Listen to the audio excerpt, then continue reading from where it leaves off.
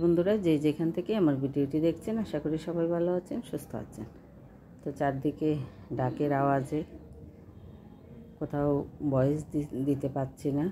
বাসার কাছাকাছি একেবারেই মন্দির, তো চতুর্দিক থেকে কিন্তু অনেক শব্দ আসছে, তো ভয়েস তো দিতেই হবে কোনো না কোনোভাবে। তো সকাল সকাল ঘুম থেকে উঠেই তো ভাবলাম চাটা কি দিয়ে দেব আজ। তো অনেকগুলো ব্রেড, তো এমনি এমনি তো আর খাবে না, এগুলোকে একটু যত্ন করে দিলে তারপরে হয়তো খাওয়া হয়ে যাবে। তো ভাবলাম যে আজকে ব্রেডটাকে কাজে লাগাই। দুদিন হয়ে গেল ব্রেডটা ফ্রিজে।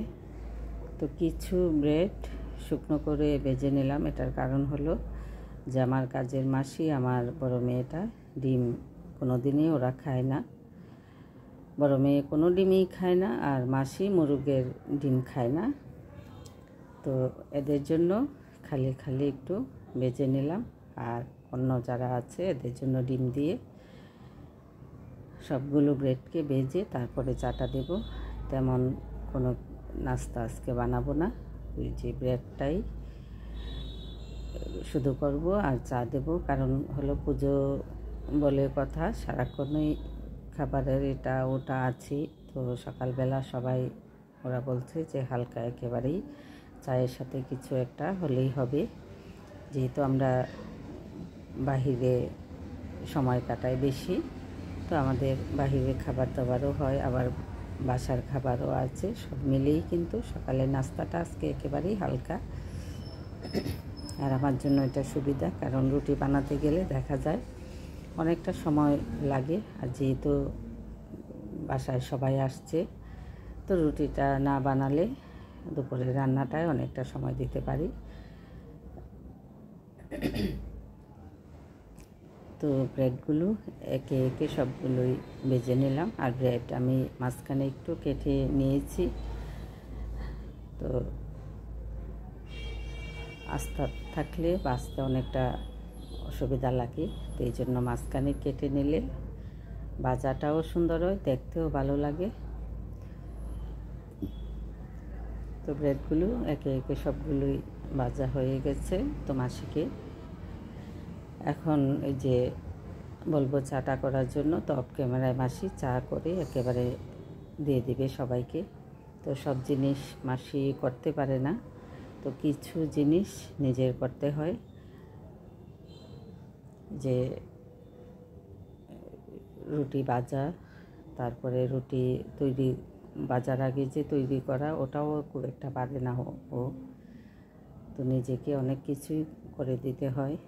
তারপরও দিন শেষে ভাবি যে পাশে একজন আছে, ও আমাকে সাহায্য করতে পারবে যে কোনো কাজেই।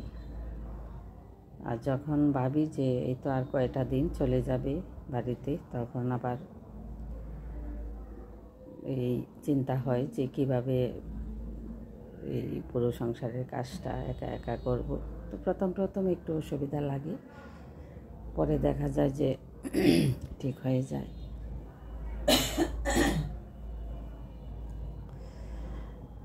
তো মাসির থাকতে যে আরামটা দেয়, হঠাৎ করে চলে গেলে কিন্তু সবগুলো কাজ করতে অনেকটাই কষ্ট হয়। তো আস্তে আস্তে পরে ঠিক হয়ে যায়। তো এই যে ব্রেডগুলো ভাজা হয়ে গেছে, মাসি অফ ক্যামেরায় চাটা করে দিয়ে দিবে সবাইকে।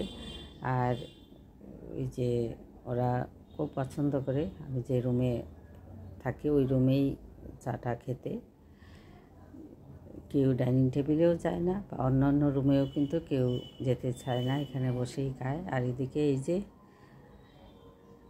বিড়াল ছানাকেও কিন্তু একটু একটু সব খাবারই দিতে হয়, নাহলে ও আবার খাবারের সময় লাফালাফি করে খাবার দেখে। তো ছোটো মেয়েটা ওকে আবার একটু দিয়ে তারপরে আসবে চা খেতে। তো ডিমের গন্ধ পেয়েছে ব্রেড দিয়ে, তো ওখানে খাচ্ছে। আর এই যে একে একে সবাই চা ব্রেড এগুলো নিচ্ছে। তো তো আজকে ছেলেও বলছে চা খাবে, ও খুব একটা চা খায় না। তো ঘুম থেকে উঠে ছোটোবেলা থেকে একটা অভ্যাস, 1 মগ দুধ দিতে হয় একেবারেই, বলতে পারেন যে জন্মের পর থেকে আজকে পর্যন্ত।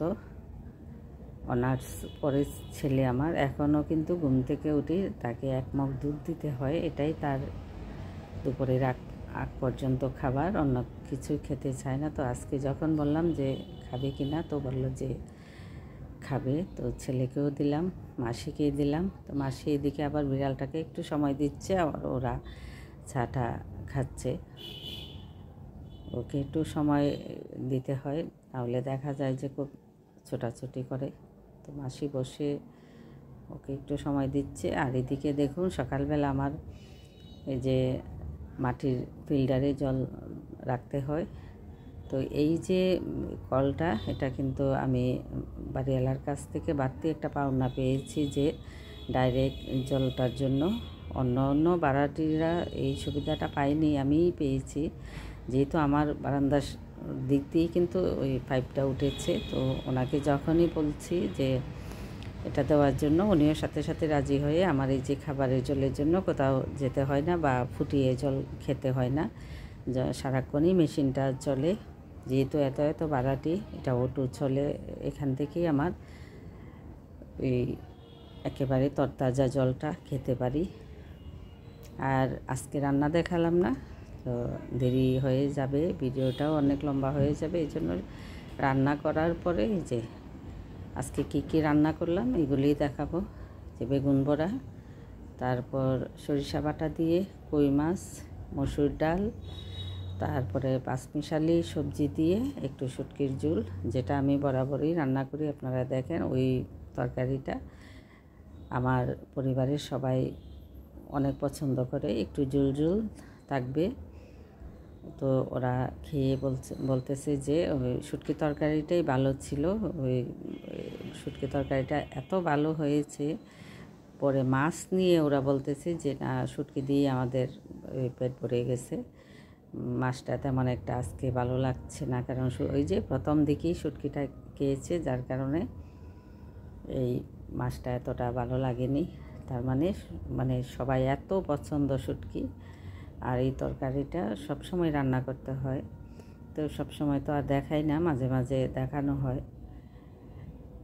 শুটকি ভর্তা বলেন, তরকারি বলেন, শুটকির শুকনা সবজি দিয়ে ভাজি বলেন, সবগুলোই কিন্তু আমার ঘরে অনেক পছন্দ করে। বিশেষ করে মেয়েরা বাসায় আসলে ওদের একেবারে আত্মা ঢুকিয়ে থাকে এই শুটকি তরকারির দিকে।